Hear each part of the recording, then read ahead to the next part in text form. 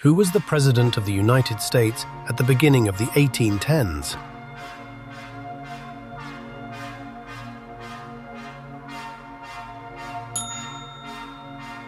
Which important event characterized the War of 1812?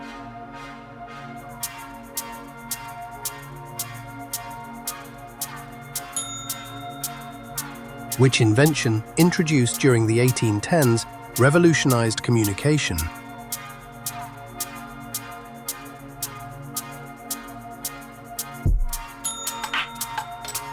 What was one of the causes leading to the War of 1812?